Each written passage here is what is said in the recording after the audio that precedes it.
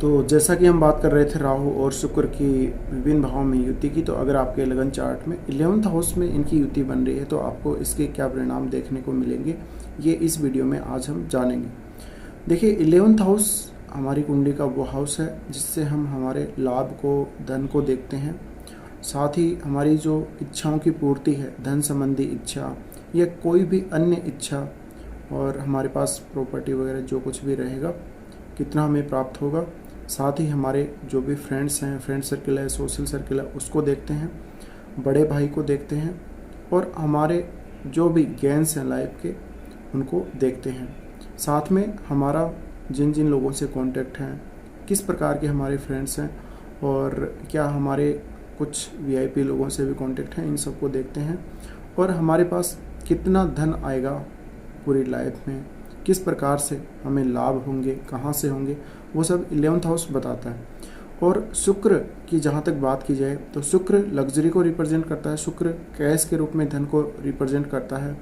साथ में शुक्र वो सब सुखों को रिप्रेजेंट करता है जो हमें जीवन में मिलने चाहिए या जो हम चाहते हैं।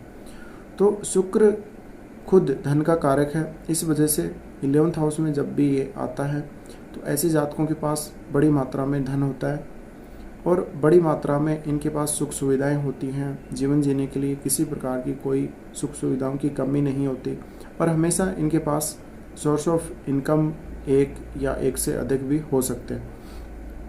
अब बात राहु की है। राहु 11th हाउस में जब हो तो ये बहुत ही बड़ा धन योग बनता है, क्योंकि एक तरफ तो यहाँ शुक्र होगा साथ में और एक तरफ राहु होगा। तो राहु यहाँ पर बहुत ज़बरदस्त पावरफुल हो जाता है, और यहाँ पर राहु को अच्छा होना चाहिए। अगर यहाँ राहु अच्छा है तो आपको बहुत बड़ी मात्रा में शुक्र के साथ होने पर धन दिला सकता है, और ये धन आपको अचानक मिलेगा। कई बार आपको ऐसा महसूस होगा जब लाइफ में कोई ऐसी घटना होगी या आपकी जो इच्छाएं हैं वो भी पूरी होती जाएंगी धीरे धीरे लाइफ में। तो ये सब यहाँ पर राहु के होने से होगा। अब राहु यहाँ पर अपनी अंतर्दशा या जो भी महादशा वगैरह प्रत्यंत्र में बहुत शानदार रिजल्ट देता है अगर ऐसा है, और अगर वो गोचर से जा रहा हो तो भी बहुत ज़बरदस्त रिजल्ट देता है 11th हाउस में। अब राहु का काम होता है किसी भी ग्रह के साथ जब वो बैठता है तो उसके कारकत्व को कहीं ना कहीं बढ़ा देना, उसका जो प्रभाव है वो राहु खुद लेता है और उसको एम्पलीफाई करता है, उसको बहुत गुना बढ़ा देता है। अब जब भी ये शुक्र के साथ बैठेगा तो ऐसे जातक के पास हमेशा बहुत बड़ी मात्रा में, यानी बहुत ही बड़ी मात्रा में पैसा होगा। और लेकिन शुक्र भी यहाँ पर अच्छा होना चाहिए, क्योंकि शुक्र के प्रभाव के कारण ही यहाँ पर अब राहु अच्छा रिजल्ट दे पाएगा। तो यहाँ पर आपको ये देखना होगा राहु और शुक्र कौन कौन से नक्षत्र में बैठे हैं, और यहाँ पर इनके बीच में डिग्री का जो डिफरेंस है वो कितना है। जितने ज़्यादा ही क्लोज होंगे उतने ही ज़्यादा इस युति के जो प्रभाव हैं वो आपके ऊपर पड़ेंगे। अब युति अच्छी रहेगी या बुरी, वो तो आपको राशियों से पता चलेगा, नक्षत्रों से पता चलेगा, और कौन सा ग्रह आपके 11th हाउस को एस्पेक्ट कर रहा है, और हो सकता है कोई ग्रह इनके साथ भी बैठा हो। तो ऐसी स्थिति में इनका जो रिजल्ट है वो थोड़ा बहुत चेंज भी आपके लिए हो जाएगा। अब राहु और शुक्र जब भी 11th हाउस में बैठते हैं तो ऐसे जातक को चाह भी होती है बहुत ज़्यादा धन की, बहुत ज़्यादा लाभ की। ऐसे जातकों में कोई ना कोई टैलेंट भी देखा गया है, इनमें कोई ना कोई टैलेंट भी होता है जिसकी मदद से ये बहुत पैसा कमाते हैं। तो कहीं ना कहीं इनको वो एक फैक्टर इनके जीवन में रहता है, और हमेशा ही अपने जीवन में प्रतिष्ठा, मान सम्मान हासिल करते हैं अपने बलबूते पर, अपनी क्रिएटिविटी के बल पर, अपने टैलेंट के बल पर। और इनको हमेशा अब शुक्र और राहु जब भी साथ होते हैं तो कहीं ना कहीं ये चांस बनता है इनके पास सोर्स ऑफ इनकम एक से ज़्यादा ही होंगे, या फिर जो भी सोर्स ऑफ इनकम होंगे उनसे इनकी इनकम बहुत ज़्यादा होती होगी। अब जब राहु शुक्र की युति बन जाती है तो ऐसे जातक के जो विचार हैं वो भी बहुत ज़्यादा उच्च लेवल के हो जाते हैं। तो ऐसे जातक हमेशा धन को बहुत बड़ी मात्रा में खर्च भी करेंगे, बचा कर भी रखेंगे, दोनों ही प्रकार से वो उसको काम में लेंगे। साथ में इनकी जो लाइफ के प्रति सोच है, जो इनका नज़रिया, जो दृष्टिकोण है, वो काफ़ी हाई होता है। इनको काफ़ी लग्जरियस लाइफ चाहिए, इनको बहुत सारा पैसा चाहिए, और इनकी ये सब इच्छाएं पूरी होती भी हैं। और यहाँ पर राहु और शुक्र दोनों ही ऐसे जातकों को माला माल कर देते हैं। ऐसे जातकों के पास किसी प्रकार की कोई कमी नहीं रहती। साथ में ऐसे जातकों के जो कॉन्टैक्ट्स होते हैं वो बहुत सारे लोगों से होते हैं, तो इनकी जान पहचान प्रतिष्ठा काफ़ी ज़्यादा होती है।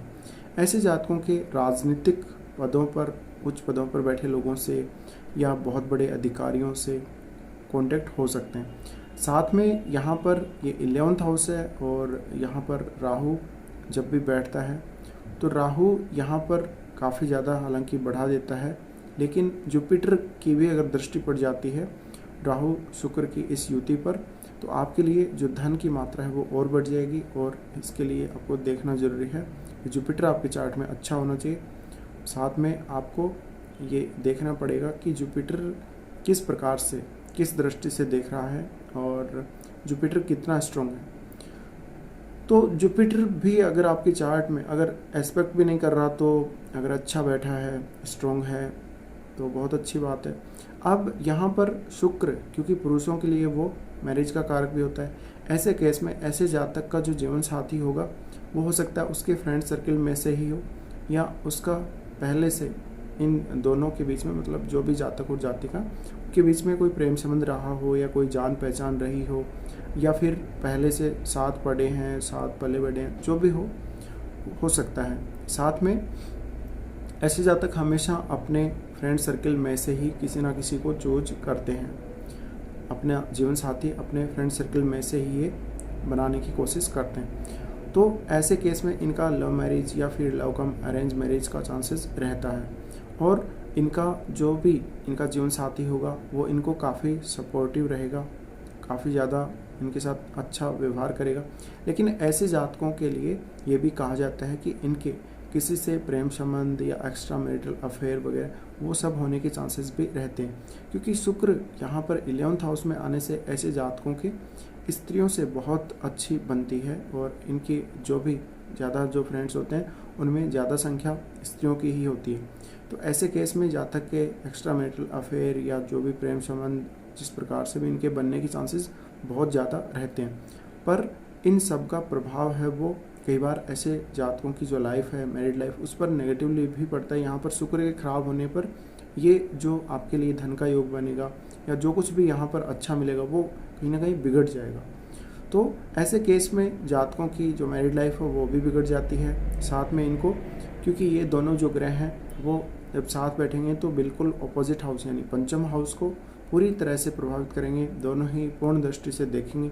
और क्योंकि केतु बैठे होंगे आपके पंचम में, ऐसे केस में इनको अपनी एजुकेशन, संतान, प्रेम संबंध और जो भी इनके अंदर कोई क्रिएटिव टैलेंट हो, इंटरटेनमेंट की एक्टिविटी हो, उन सब में कहीं ना कहीं इनको दिक्कत आती है, कहीं ना कहीं इनको कमी देखने को मिलती है। तो ऐसा इनकी लाइफ में काफ़ी बार हो सकता है। साथ में इनको अगर शुक्र अच्छा नहीं हो, राहु भी अगर ख़राब हो, तो निश्चित है कि इनको किसी भी प्रकार से धन का नुकसान भी हो सकता है। जुआ, सट्टा, फिर लॉटरी या फिर शेयर मार्केट में अगर ऐसे कामों में ये लोग लगे रहते हैं तो इनको काफ़ी ज़्यादा लॉस होने का चांसेस भी रहेगा।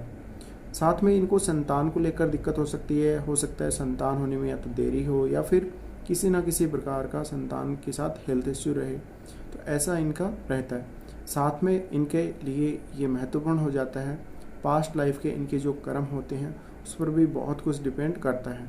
तो एक तरह से पंचम जो भाव है उसके रिजल्ट्स को इस युति द्वारा कम कर दिया जाता है और आपको मोस्टली जो रिजल्ट सबसे ज़्यादा आपको मिलते हैं वो 11th हाउस के ही मिलते हैं। पंचम भाव कहीं ना कहीं डैमेज ज़रूर हो जाता है, तो उस भाव में आपको एक कमी देखने को मिलती है और रिजल्ट भी अच्छे नहीं मिलते।